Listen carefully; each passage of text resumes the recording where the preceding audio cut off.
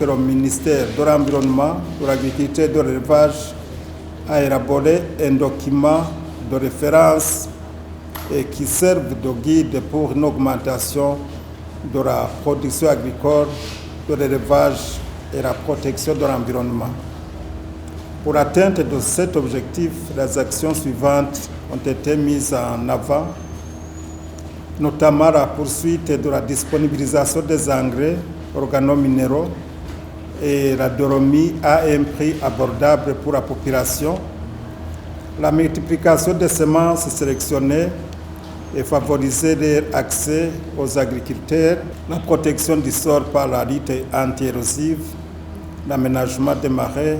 considérer la saison sèche comme d'autres saisons, la sensibilisation à l'irrigation en utilisant les canaux d'irrigation et l'irrigation collinaire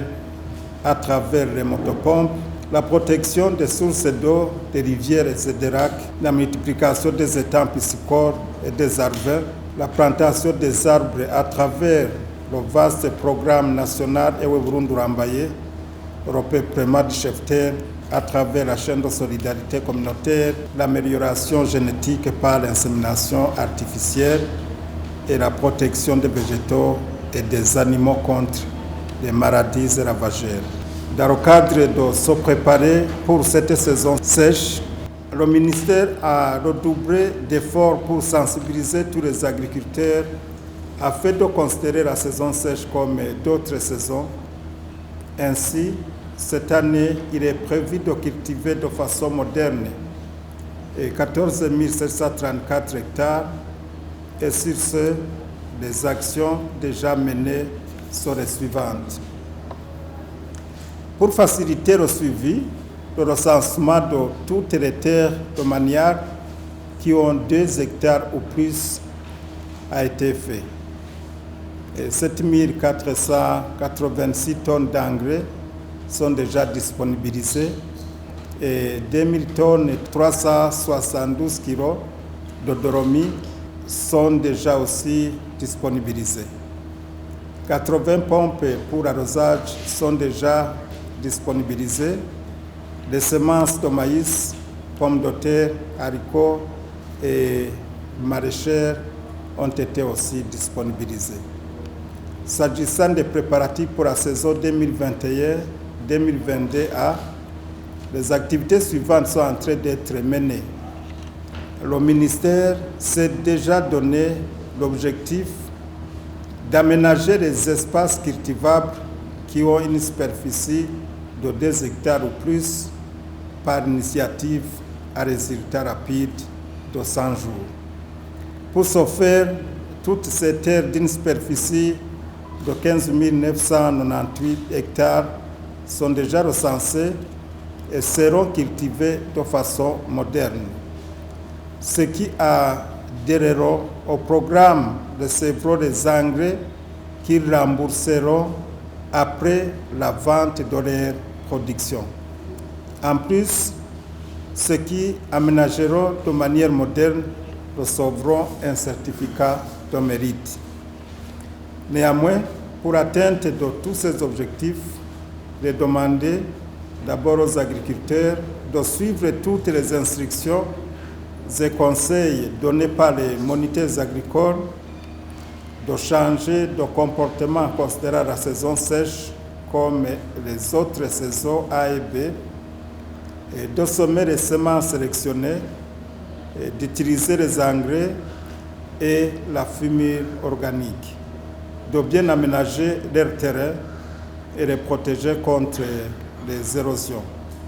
de protéger et de procéder à l'irrigation partout où c'est possible. Aux multiplicateurs de semences, nous demandons de redoubler d'efforts pour la multiplication des semences, étant donné que les espaces cultivables ont été augmentés, de se faire enregistrer pour qu'on puisse bien les identifier, de ne pas distribuer les semences de mauvaise qualité, de respecter les prix fixés par l'État. Au personnel de notre ministère, à tout le personnel du ministère, nous demandons d'être des vrais commandants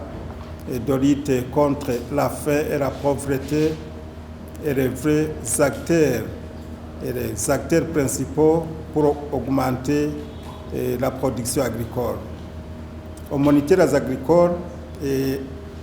agronomes et vétérinaires communaux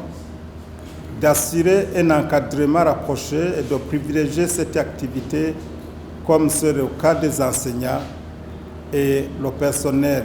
soignant à leurs postes d'attache qui sont les écoles pour les enseignants et les centres de santé et pour les personnels soignants. En cas d'échec,